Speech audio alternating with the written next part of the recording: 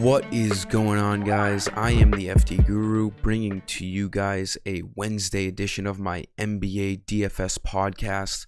I chose to do NBA today because the MLB main slate had 6 games and now it's only down to 4, or most likely 4. The Red Sox game looks like it's going to be postponed and the Indians game is already canceled. So we have a huge NBA slate tonight, as you can see, bunch of games to pick from.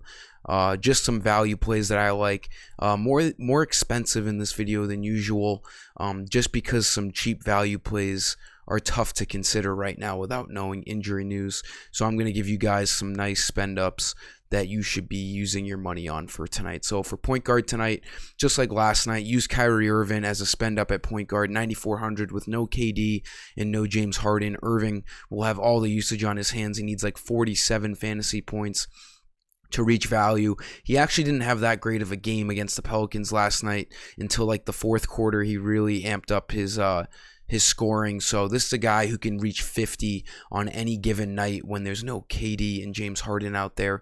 So a really good spend up at point guard, a guy you should definitely be looking at. For shooting guard, Bradley Beal is just too cheap. This Warriors and Wizards game has a massive over-under, and it's a close spread. Beal at 8,500, he really just shouldn't be in the 8,000s ever when he's fully healthy. He gets over 40 fantasy points more often than not. 45 fantasy points he's averaging on the year. He needs like 42 to 43 tonight, and we all know he presents upwards of 60 fantasy point upside. So with an elite matchup tonight, Beal should definitely be a spend up at shooting guard. He'll get you over 40 more often than not, so he's a great play at shooting guard.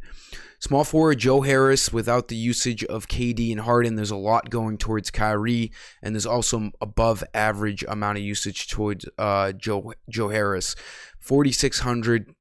He sees the minutes, had a great game last game against the Pelicans.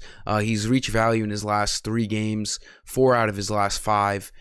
He only needs like 23 fantasy points tonight. He's a great spend down at small forward with all that usage going on in Brooklyn. Power forward, same play that I liked last night. In my lineups, I had Harrison Barnes, 6,000, same matchup against the Timberwolves.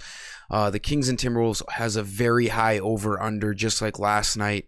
I expect Barnes to be able to reach value once again. He's the same price as he was last night, 6,000. He needs 30 fantasy points for value.